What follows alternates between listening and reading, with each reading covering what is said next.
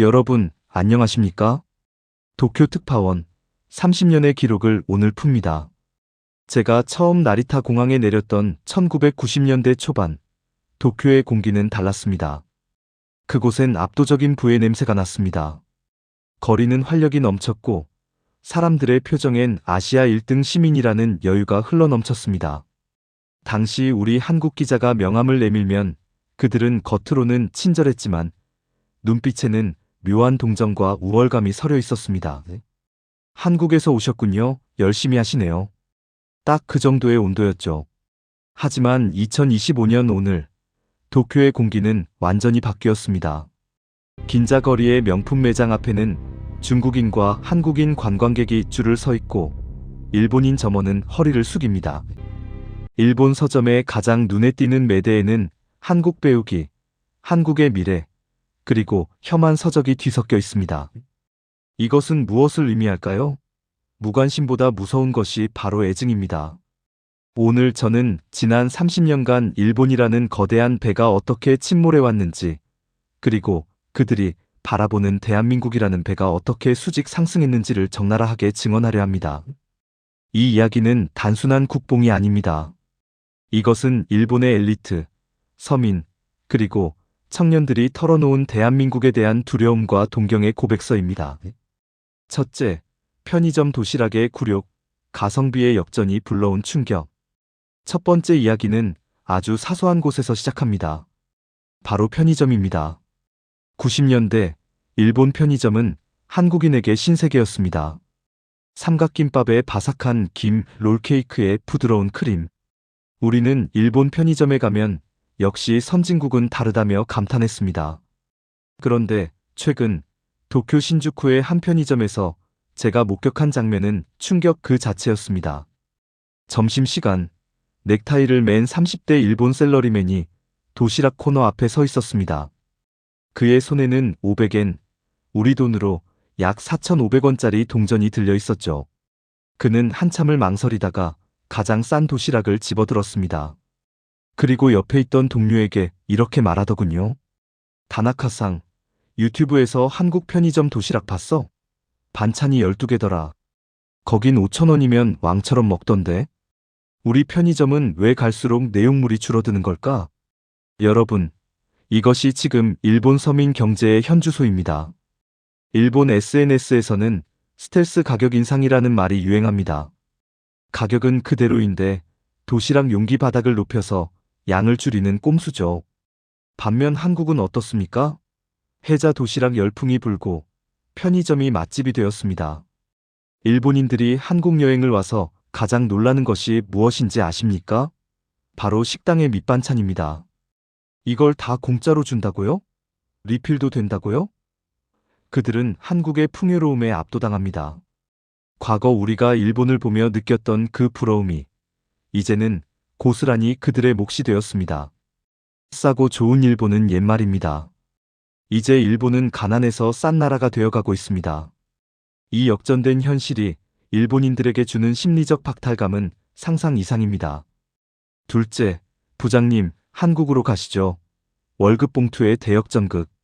두 번째는 더 뼈아픈 현실, 바로 돈 이야기입니다. 제가 아는 일본 대기업 상사맨 A씨 이야기를 해드리겠습니다. 그는 와세다 대학을 나온 엘리트입니다. 30년을 회사에 충성했죠.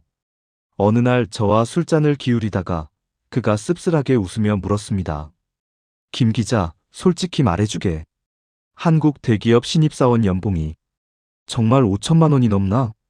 제가 그렇다, 성과급 합치면 훨씬 넘는 곳도 많다고 답하자 그는 한숨을 푹 쉬며 잔을 비웠습니다. 나는 30년을 일했는데 내 월급은 20년 전 그대로야. 그런데 한국의 내 아들뻘 되는 사원들이 나보다 더 많이 번다니. 일본은 도대체 어디서부터 잘못된 걸까? 이것은 개인의 푸념이 아닙니다. OECD 통계가 증명합니다. 구매력 평가 기준 1인당 GDP, 평균 임금. 이미 한국이 일본을 추월했습니다. 과거 한국의 젊은이들은 돈을 벌기 위해 일본으로 워킹홀리데이를 떠났습니다. 하지만 지금은 일본의 젊은이들이 일본에서는 미래가 없다며 호주로, 미국으로, 그리고 한국으로 떠나고 싶어 합니다. 일본 경제지 니케이는 최근 특집 기사에서 이렇게 자조했습니다. 우리는 언제 빈공국이 되었나 한국의 등을 보며 걷는 굴욕. 일본의 기성세대는 이 현실을 인정하고 싶어 하지 않습니다.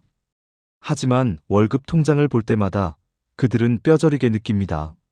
아, 한국이 우리를 앞질렀구나. 이 패배감은 지금 일본 사회 전체를 짓누르는 무거운 공기가 되었습니다. 셋째, 도장과 팩스, 그리고 디지털 몬스터, 그들이 두려워하는 속도. 세 번째, 일본이 한국을 진정으로 두려워하는 지점은 바로 속도입니다. 팬데믹 시절, 전 세계가 일본의 민낯을 보았습니다. 확진자 수를 세기 위해 보건소 직원이 팩스를 보내고 그걸 다시 수기로 집계하다가 누락시키는 코미디 같은 상황. 반면 한국은 어땠습니까? 확진자 동선이 실시간으로 앱에 뜨고 QR코드로 입장을 관리하고 백신 예약은 10부제로 착착 진행되었습니다. 일본의 방송사들이 이 한국의 시스템을 소개할 때 패널들의 표정을 잊을 수가 없습니다. 그것은 단순한 부러움이 아니었습니다. 공포였습니다. 한국은 미래 도시에 살고 있다. 우리는 아직도 쇼와 시대, 1980년대 이전에 살고 있는데 일본인들은 한국을 디지털 몬스터라고 부릅니다. 새로운 기술이 나오면 한국인은 일단 써봅니다. 문제가 생기면 고치면서 나갑니다. 하지만 일본은 회의를 합니다. 도장을 찍어야 합니다. 결제를 받아야 합니다. 매뉴얼을 만듭니다. 그러는 사이 세상은 변해버립니다. 일본의 한 IT 칼럼니스트는 이렇게 썼습니다. 한국의 강점은 기술 그 자체가 아니다. 국민 전체가 새로운 것에 적응하는 미친 속도다. 일본이 10년 걸려 할 일을 한국은 1년 만에 해치운다. 이것이 우리가 한국을 이길 수 없는 진짜 이유다. 넷째, 내 딸이 한국인이 되고 싶어 해요. 문화 권력의 이동. 네 번째, 가장 피부로 와닿는 변화는 바로 문화입니다. 과거 한류라고 하면 윤사마를 좋아하는 중년 여성들의 전유물이었습니다. 하지만 지금 도쿄 하라주쿠나 시부야에 가보십시오. 일본의 10대 여고생들이 한국식 교복을 입고 한국 화장품으로 화장을 하고 한국어로 진짜? 대박! 이라고 외치며 스티커 사진을 찍습니다. 그녀들에게 한국은 그냥 외국이 아닙니다. 가장 쿨하고 힙한 세상입니다. 제가 인터뷰한 고등학생 미사키 양은 이렇게 말했습니다. 일본 남자는 촌스러워요. 한국 남자처럼 옷을 입고 머리를 했으면 좋겠어요. 제 꿈은 한국 대학에 유학 가서 한국 회사에 취직하는 거예요. 여러분이 아셔야 할 충격적인 사실이 있습니다. 일본의 기성세대 남성들이 가장 싫어하는 말이 뭔지 아십니까? 바로 자기 딸이 나 한국 남자랑 결혼할래라고 하는 것입니다. 이것은 단순한 문화 소비가 아닙니다. 일본의 미래 세대가 워너비의 대상을 자국이 아닌 한국으로 바꿨다는 것. 이것이야말로 일본 사회가 느끼는 가장 큰 위기감의 실체입니다. 다섯째, 갈라파고스의 비명, 소니의 몰락과 삼성의 질주. 다섯 번째, 산업 이야기입니다. 일본인에게 소니와 도요타는 종교와도 같았습니다. 물건은 일본제가 최고다라는 모노즈쿠리, 장인정신의 자부심. 하지만 그 자부심이 그들의 눈을 가렸습니다. 일본이 세계 최고의 CD 플레이어를 깎고 닦으며 장인정신을 발휘할 때 한국은 MP3를 만들고 스트리밍 서비스를 시작했습니다. 일본이 최고의 TV 브라운관을 고집할 때 한국은 LCD와 OLED로 판을 엎어버렸습니다. 일본 서점가에는 삼성 연구, 왜 우리는 삼성에 졌나 같은 책들이 쏟아집니다. 그들은 분석합니다. 일본은 돌다리도 두들겨보고 건너지 않는다. 하지만 한국은 돌다리가 없으면 헤엄쳐서 건넌다. 지금 일본의 반도체 부활 프로젝트, 그 중심에는 누가 있는지 아십니까? 아이러니하게도 그들의 모델은 한국입니다. 한국처럼 과감하게 투자해야 한다. 한국처럼 빠르게 결정해야 한다. 우리가 30년 전 일본을 뵙기려 했던 것처럼 이제 일본은 살기 위해 한국을 뵙기려 하고 있습니다. 기술의 스승이 제자의 등을 보며 쫓아가는 형국. 이것이 2025년의 현실입니다. 여섯째, 혐한은 곧 패배의 인정이다. 그들의 뒤틀린 심리. 6번째, 그렇다면 왜 일본에서는 여전히 혐한 시위가 벌어지고 혐한 서적이 팔릴까요? 30년 지켜본 기자로서 단언컨대 그것은 비명입니다. 자신감 있는 사람은 남을 욕하지 않습니다. 1등은 2등을 신경 쓰지 않습니다. 일본이 한국을 욕하는 이유는 한국이 너무 커버렸기 때문입니다. 무시할 수 없는 존재가 되었기 때문입니다. 그리고 무엇보다 자신들이 잃어버린 활력을 가진 한국이 질투나기 때문입니다. 일본의 한 양심적인 교수는 사석에서 이렇게 털어놓았습니다. 우익들이 한국을 욕하는 건 일종의 정신 승리입니다. 현실에서는 한국에 밀리고 있으니 말로라도 깎아내려야 자존심이 지켜지니까요. 혐한은 사실 일본의 패배 선언이나 다름없습니다. 여러분, 일본 뉴스에서 한국의 정치적 혼란이나 사건 사고를 대대적으로 보도하는 걸 보셨을 겁니다. 그들은 그걸 보며 안도합니다. 그래도 우리가 낫지. 하지만 그 안도감 뒤에는 거대한 불안이 숨어 있습니다. 저렇게 시끄럽고 혼란스러운데 왜 한국은 계속 성장하는가? 이 풀리지 않는 미스터리 앞에서 일본은 전율하고 있습니다. 7번째. 결론, 우리는 이미 거인이다. 이웃나라 기자의 마지막 제언. 마지막 7번째.